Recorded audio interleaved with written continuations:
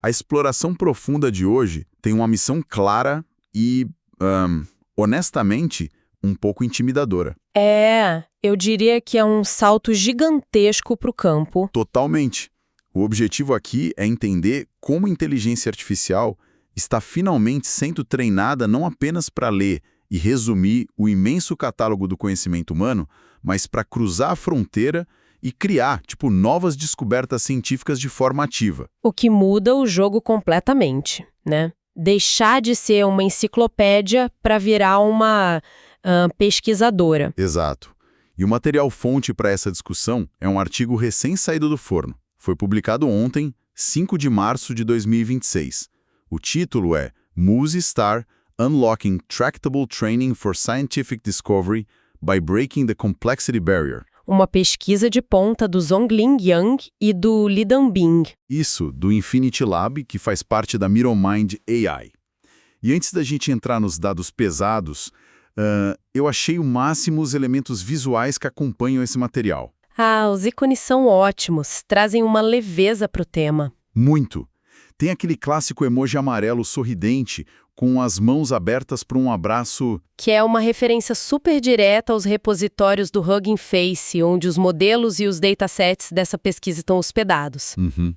E logo ao lado dessa carinha amigável, tem uma imagem conceitual lindíssima.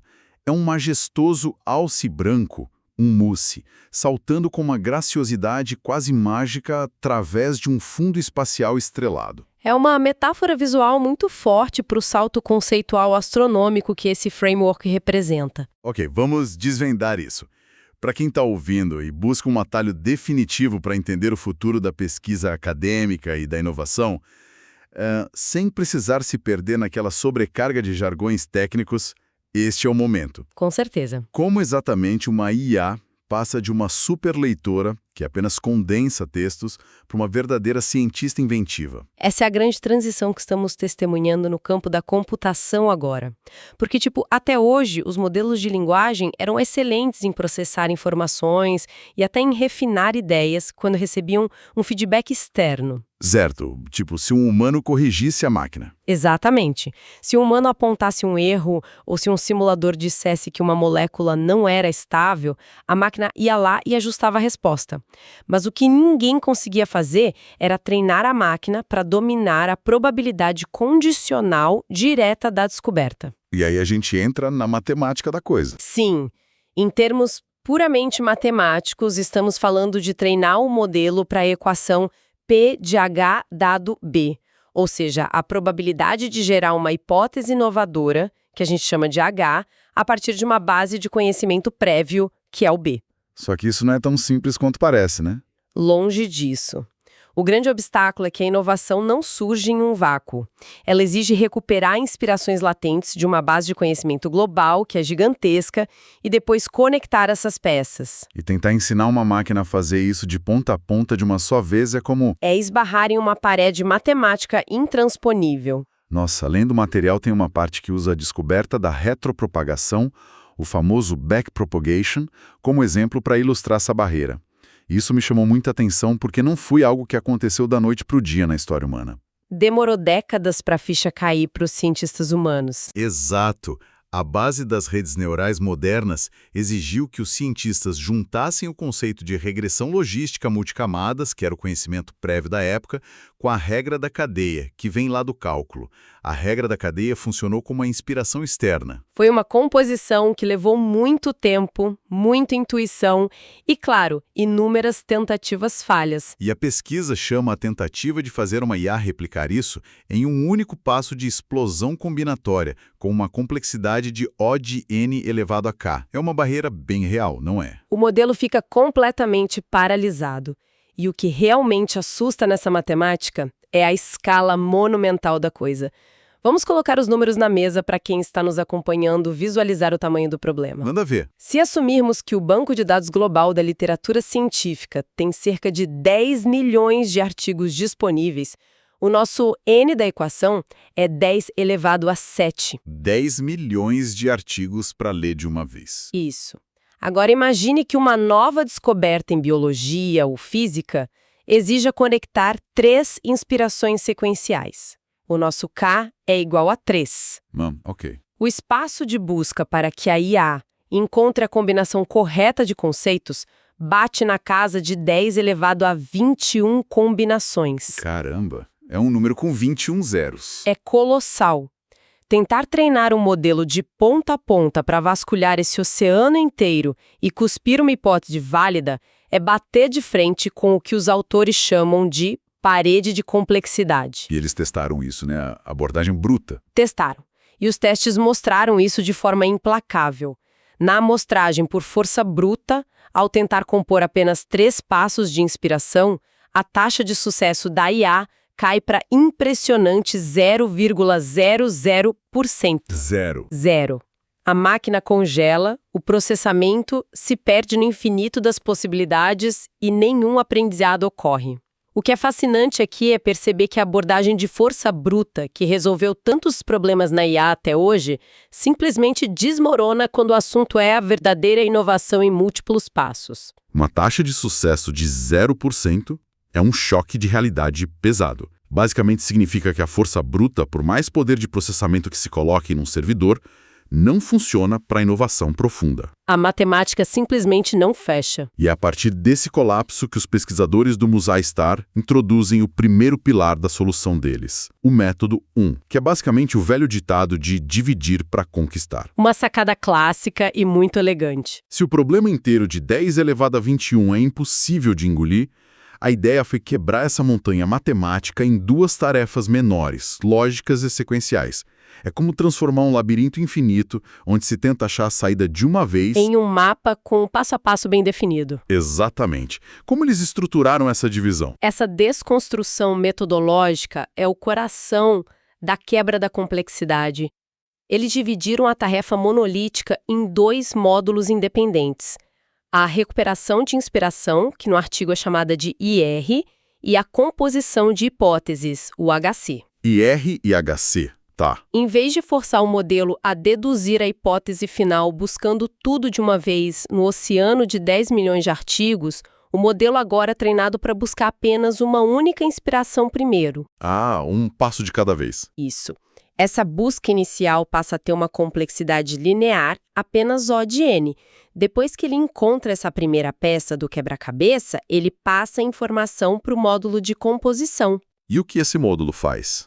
Esse segundo módulo tem uma complexidade constante, que é apenas o ato de formular a ideia baseada naquela inspiração específica que acabou de ser encontrada. E aí ele repete. Perfeito. Ao repetir esse processo passo a passo, a complexidade total despenca de algo astronômico e exponencial, que era o n elevado a k, para algo meramente linear, que é k vezes n.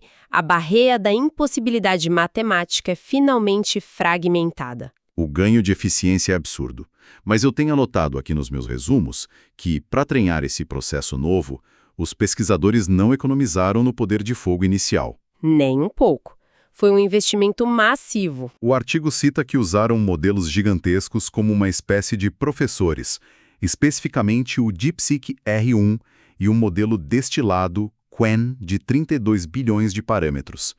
Como exatamente se usa um modelo desse tamanho para ensinar um modelo menor a pescar essas inspirações? Então, o uso desses modelos gigantescos serviu para criar um padrão de ouro de treinamento. Esses modelos maiores, os tais professores, têm uma capacidade de raciocínio muito robusta, mas são super caros e lentos para operar em escala real. Inviáveis para rodar o tempo todo. Exato. Então, os pesquisadores usaram esses gigantes apenas para gerar milhares de exemplos de trajetórias de descoberta bem-sucedidas. Depois, eles filtraram esse mar de dados gerados, mantendo apenas as conexões lógicas de altíssima qualidade. Aquelas que realmente faziam sentido científico. Isso mesmo. Todo esse material refinado e destilado serviu, então, para treinar um modelo muito menor e muito mais eficiente com apenas 7 bilhões de parâmetros. E deu resultado. Muito. Ao focar apenas no que chamamos de dados de alta qualidade, a taxa de acerto apenas no módulo de recuperação de inspiração saltou de modestos 28,42% para mais de 54%. Quase o dobro. Isso prova que decompor o problema e usar dados exemplares torna o aprendizado tratável para modelos menores e mais ágeis. Aqui é onde a coisa fica realmente interessante. Porque mesmo com esse salto para 54% e com a complexidade reduzida para um formato linear, vasculhar 10 milhões de artigos para cada passo da inovação ainda parece um pesadelo computacional se quisermos aplicar isso na prática comercial. A escala do mundo real é sempre o gargalo. Imagina o tempo de computação se a máquina for teimosa e tentar achar o artigo perfeito todas as vezes. E é por isso que o framework introduz o método 2, focado no que eles chamam de composição limitada. Que é uma flexibilização do processo. Basicamente, os pesquisadores ensinaram o modelo a perdoar pequenos erros de contexto, né? Se o sistema não achar inspiração cirurgicamente exata para a hipótese, mas algo ali no entorno, ele ainda tem que se virar com aquilo. E lidar com o ruído é essencial porque o mundo real dos dados não é limpo. Para ensinar essa flexibilidade, eles estabeleceram um conceito geral chamado raio de tolerância semântica. Como isso funciona na prática do treinamento? Durante o treinamento, em vez de dar ao modelo apenas a inspiração perfeita, os pesquisadores apresentaram aproximações. Eles classificaram essas aproximações imperfeitas em níveis fácil, médio ou difícil. Tipo um grau de dificuldade de leitura. Sim, mantendo um índice de similaridade oscilando entre 0,90 e 0,97 em relação à inspiração original ideal. Então, quase igual, mas com algumas diferenças. Isso.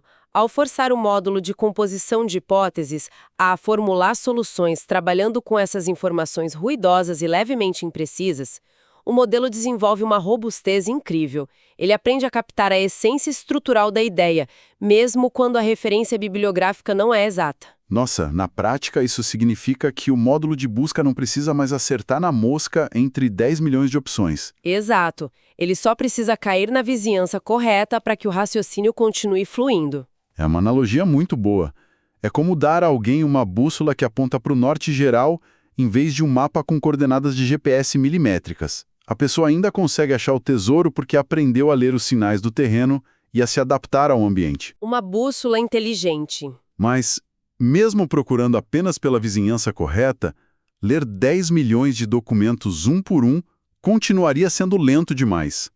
Imagina tentar aplicar isso no mundo real, para descobrir a cura para uma doença rara ou para encontrar um novo material ultraleve para painéis solares. O tempo é extremamente valioso nesses casos. E é para resolver essa ineficiência de tempo que entra o método 3, a busca hierárquica. Como isso muda a dinâmica de leitura da IA? A busca hierárquica joga fora a ideia de ler documento por documento. Em vez de uma varredura linear lenta, os autores usaram uma técnica de agrupamento, chamada K-means, para estruturar toda a literatura científica em uma gigantesca árvore de busca semântica. Árvore semântica. Sim, com uma ramificação máxima de 15 galhos por nó. Para quem não vive imerso em estatística, pensem nisso como organizar uma biblioteca desordenada de tamanho continental. Em vez de ler as capas de todos os livros do mundo um por um, a árvore divide tudo em grandes seções temáticas, depois corredores, depois prateleiras e, finalmente, grupo de livros similares. E a IA navega por isso de cima para baixo? Exato. Durante a busca, o modelo avalia apenas as categorias amplas no topo da árvore e vai descendo pelos galhos mais promissores, ignorando continentes inteiros de informação irrelevante de uma só vez. Isso deve economizar um poder de processamento insano. Essa estrutura magistral transforma o tempo de busca de algo linear em algo logarítmico, o d-log de n. O impacto no custo e na velocidade computacional é imediato. Tem números sobre essa melhoria? Tem sim. Nos testes documentados, as chamadas de inferência do modelo despencaram de uma média de 218 para cerca de 67,78. É uma eficiência mais de 3 vezes maior. O que torna o processo financeiramente viável para a indústria. Reduzir as chamadas computacionais a 1/3 é literalmente música para os ouvidos de qualquer laboratório de pesquisa lidando com custos de servidores em nuvem. Com certeza, a conta do servidor agradece. Mas, lendo sobre essa árvore semântica colossal, me surgiu uma dúvida genuína. Com tantos galhos logo no início dessa estrutura, como o modelo não se perde logo de cara? É um risco real. Digo, sem um direcionamento prévio muito claro, ele poderia pegar um galho de física quântica quando deveria estar buscando bioquímica, só porque uma palavra cruzou ali. Como ele define o caminho inicial? Essa é uma falha estrutural muito comum em algoritmos de busca não guiados, onde a máquina pega o primeiro caminho que parece remotamente atraente e se perde em um beco sem saída. Para contornar isso com elegância, o framework traz o método 4, o planejamento de motivação. E como ele planeja isso? Antes mesmo de começar a descer pela árvore de busca, antes de ler qualquer documento, a IA é obrigada a pausar e gerar uma motivação abstrata. Em termos técnicos, eles chamam isso de introduzir um guia direcional em um processo de decisão de Markov hierárquico. E traduzindo isso para nossa audiência? Traduzindo para o mundo real, pensem nisso como um jogo de xadrez. O modelo não precisa lembrar de todos os movimentos passados da partida o tempo todo. Ele apenas avalia o estado atual do problema no tabuleiro para decidir o próximo salto lógico. Então ele olha para o problema e define uma intenção. Isso. O modelo analisa o problema inicial e estipula algo como: para resolver essa instabilidade química, eu preciso buscar metodologias focadas em otimização de bordas. Ou preciso de um catalisador baseado em metal de transição. Ele cria o próprio farol. Essa motivação pré-estabelecida atua como um filtro rigorosíssimo. Ela poda os galhos inúteis da árvore gigantesca logo no primeiro passo, focando a busca do modelo em um subespaço infinitamente menor e muito mais denso em relevância. É literalmente um planejamento estratégico. A IA declara a intenção científica dela antes de agir. Mas, voltando aos meus resumos aqui, para fazer toda essa sinfonia funcionar, a divisão do problema, a tolerância a ruídos, a árvore de busca logarítmica e esse planejamento meticuloso de motivação, a equipe precisou de muitos dados de base. Foram montanhas de dados processados. Tem um dado específico sobre o dataset criado para esse projeto que me deixou de queixo caído. Eles chamaram esse dataset de Tomato Star, e os números são assustadores. É, um trabalho braçal computacional gigantesco. Foram mais de 108.717, para ser exato, artigos científicos de áreas complexas como biologia, química e ciência cognitiva que foram dissecados. Sim, um volume colossal. Isso custou incríveis 38.400 horas de processamento em GPUs A800, uma verdadeira fortuna em poder computacional de ponta. Por que foi necessário tanto esforço apenas para preparar os dados de treino? O esforço se justifica porque o texto científico bruto é extremamente denso. Ele não é estruturado e é cheio de ambiguidades. O valor real do dataset Tomato Star não reside apenas no seu volume massivo de artigos, mas na dissecação metodológica imposta a cada um deles. Mais de 108 mil artigos foi meticulosamente quebrado em 3 pilares fundamentais de informação estruturada. Quais são os pilares? Primeiro, a motivação, que extrai o porquê aquela direção de pesquisa específica foi escolhida pelos autores originais. Ok, o motivo da pesquisa existir. Segundo, o mecanismo, que detalha o como funciona conceitualmente a inovação descrita. E terceiro, a metodologia, que descreve o como é implementado no mundo prático do laboratório. Entendi. Então não é só jogar o texto inteiro na IA, é ensinar a estrutura do pensamento científico. Exato. O custo de computação foi alto porque exigiu inteligência artificial avançada para ler, interpretar e categorizar textos humanos ultracomplexos nesses 3 baldes específicos de conhecimento. E o retorno vale a pena? Muito. O retorno sobre esse investimento é que, ao ser treinada nesse formato, a IA deixa de produzir jargões científicos aleatórios, que apenas soam inteligentes, ela passa a gerar projetos de pesquisa coerentes, estruturados, com justificativas claras e etapas testáveis. Ela aprende o esqueleto da ciência. Então, o que tudo isso significa quando colocamos um modelo à prova? A seção de resultados de escala no mundo real é, sem exagero, a verdadeira volta olímpica deste artigo. É onde a teoria encontra a prática e vence. Os pesquisadores pegaram todo esse framework robusto, o MuSStar, e o colocaram lado a lado com a abordagem tradicional de amostragem não estruturada, a famosa força bruta que a gente falou no começo. A velha tática de tentar tudo ao mesmo tempo. Deram a ambos um orçamento computacional crescente e os deixaram competir em problemas complexos de múltiplos passos. O que acontece é a definição de um nocaute técnico total. Não teve nem graça, na verdade. Ó, Nenhuma. Enquanto o método antigo fica dando tiros no escuro, tentando adivinhar combinações aleatórias, ele estagna completamente em 41,3% de sucesso e literalmente morre ao colidir com aquela parede de complexidade. Ele não melhora, mesmo com mais poder computacional. ele bate no teto da força bruta. Já o Musestar faz o oposto. Ele continua escalando graciosamente com aumento de recursos, continua refinando suas buscas e, no final, resolve impressionantes 100% dos casos de teste utilizando cerca de apenas 6.000 chamadas de inferência. É o abismo entre bater a cabeça na parede e saber usar uma porta. Esse contraste gritante nos testes é o que valida de forma incontestável toda a teoria matemática meticulosa construída ao longo do artigo. Contra dados não há argumentos, né? É isso. A amostragem desestruturada, não importa quantos supercomputadores você coloque para rodar, não consegue vencer a barreira combinatória de unir múltiplos conceitos novos. A máquina fica presa eternamente tentando achar uma agulha específica em um palheiro infinito e crescente. E o método novo organiza o palheiro. Exato. A abordagem estruturada, hierárquica e tolerante a ruídos do Musestar cria um caminho lógico e pavimentado.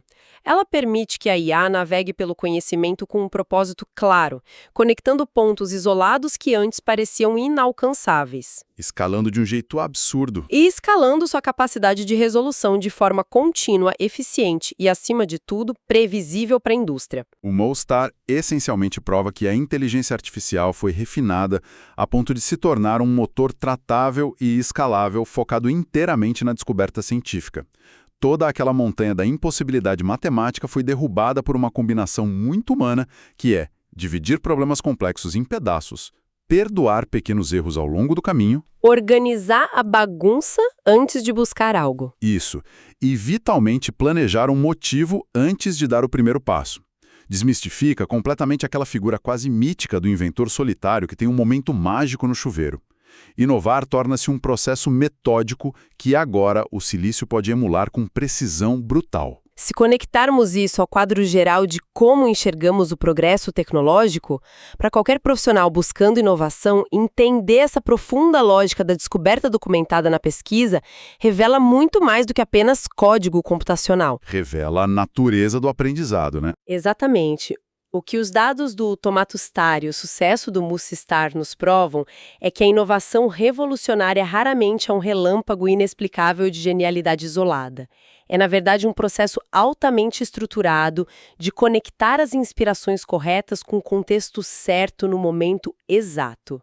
É fascinante. É uma mecânica pura que transforma montanhas impenetráveis e intimidadoras de informações dispersas em insights incrivelmente cirúrgicos. O método supera a magia. E ver os números provando isso em uma escala logarítmica e de forma escalável é de uma empolgação sem tamanho para o futuro da pesquisa de materiais, da medicina e da tecnologia em si. Isso levanta uma questão importante, um pensamento para reflexão profunda que o próprio sucesso avassalador desse treinamento sugere nas entrelinhas. Lá vem. Adoro quando você traz essas provocações para o final. É impossível não pensar nisso. Os resultados documentados demonstram claramente que o modelo, através da exposição massiva a essas 100.000 associações passadas da humanidade, aprendeu de forma log-linear uma espécie de intuição abstrata de como as ideias se conectam. A máquina aprendeu a nossa intuição. Sim, a grande provocação que fica no ar é a seguinte: se uma máquina de silício pode absorver, desconstruir e replicar com perfeição a lógica de descoberta biológica humana, apenas treinando exaustivamente no nosso passado científico documentado, o que acontecerá quando escalarmos esses modelos ainda mais? Nossa. Será que, ao cruzar o limite de petabytes de dados, a máquina abandonará a nossa lógica e desenvolverá um novo tipo de lógica dedutiva? Uma lógica estruturalmente alienígena para conectar conceitos científicos transversais que nós, com as nossas limitações cognitivas, sequer conseguiríamos organicamente? Mas cujos resultados a gente vai ter que aceitar porque simplesmente funcionam. Deu um nó na minha cabeça agora. É o próximo passo lógico. Ou ilógico para nós humanos. Essa é definitivamente uma daquelas ideias que nos deixam genuinamente maravilhados com a velocidade absurda em que a ciência está se reescrevendo. É a ferramenta construída pela humanidade transcendendo as fundações da intuição dos seus próprios criadores para criar um novo tipo de ciência. E num futuro bem próximo. E com essa provocação imensa sobre as fronteiras invisíveis do pensamento do futuro, nós encerramos a exploração profunda de hoje. Que essas informações sirvam de trampolim para reflexões fantásticas sobre para onde tudo isso está caminhando. Vale a pena manter a curiosidade em alta e os olhos sempre abertos para o que a ciência orgânica e as máquinas sintéticas vão descobrir juntas logo ali na frente. Até a próxima exploração.